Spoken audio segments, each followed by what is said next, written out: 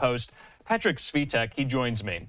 Patrick, good to see you here. I know you were following so many of these races so closely last night. Let's talk, though, about the 5th Congressional District Democratic primary. Ilhan Omar, and Don Samuels. Omar had a pretty seemingly easy task in fending off Samuels, much easier than when they last faced off against each other in 2022. What was different this time around? Well, this race drew attention for a number of reasons. She's a member of the progressive squad in the House, and we've already seen two of her fellow squad members lose re-election in their primaries this year, Cori Bush and Jamal Bowman.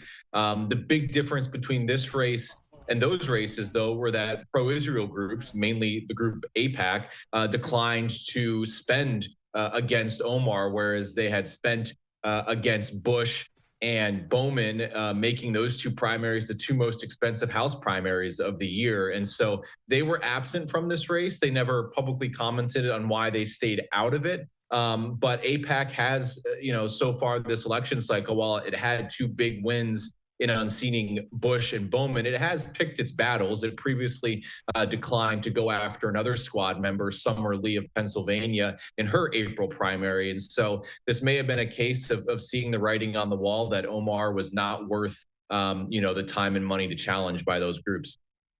So if I just to reiterate the point here, because I'm getting a lot of these questions, AIPAC was not involved in this race at all, not 1 cent devoted to Samuels over Omar.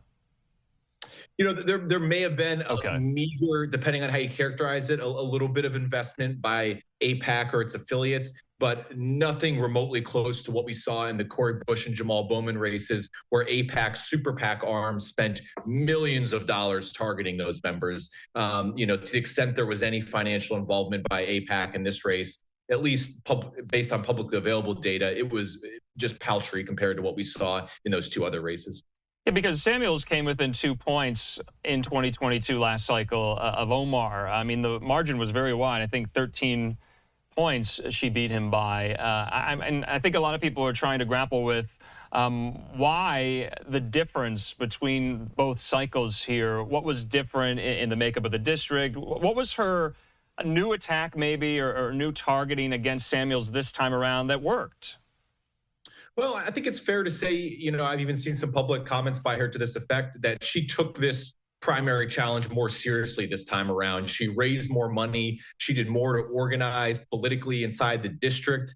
And she may have had better messaging. And one potential example of that is, she ran a TV ad early in July.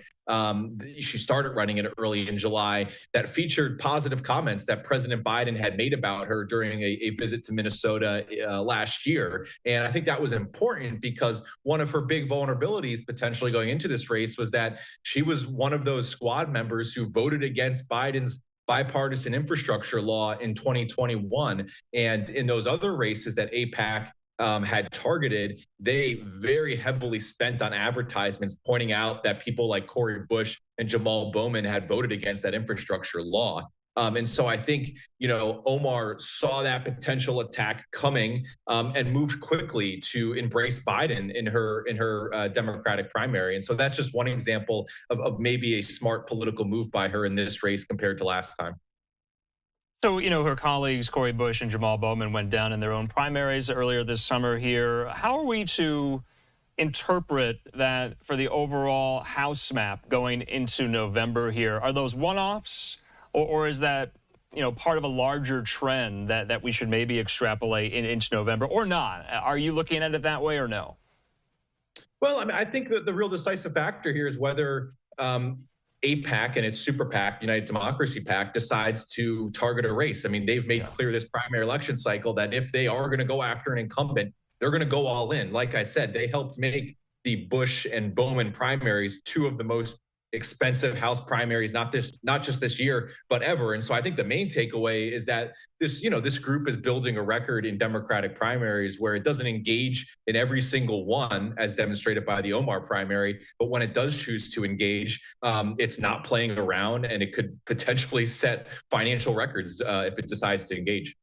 Patrick, just lastly, too, we were focused mostly on that race last night and the Senate primary in Wisconsin. Any surprises for you last night? Anything you want to let our viewers know about that you were focused on last night in some of those races? It wasn't only Minnesota, Wisconsin, it was Connecticut and Vermont here. But what were some of the headlines coming out of last night, not in Minnesota? Yeah, you mentioned the Wisconsin Senate race. Those primaries were not competitive, but it finalizes kind of the matchup in one of these key Senate battlegrounds for the November election. There was also a House race in Wisconsin that I was watching where a few Republicans were vying for the seat that was formerly held by Congressman Mike Gallagher, who had built a reputation for occasionally splitting with President Trump and disagreeing with him in some key moments. And so the candidate who ultimately won, Tony Weed, who's a businessman, he had Trump's backing. And so that was kind of, if you're kind of keeping score inside the Republican Party, that was potentially flipping a seat from a Republican who wasn't always on the same page with Donald Trump to one who's probably going to be more loyal to the president. And so that race caught my attention as well. Yeah, the Gallagher 8th District there in Northeast Wisconsin. We were following that one, too. Patrick Svitek with The Post. Thanks so much for your time and your reporting. We'll talk soon. Thank you for having me. All right, in the meantime here, we do want to take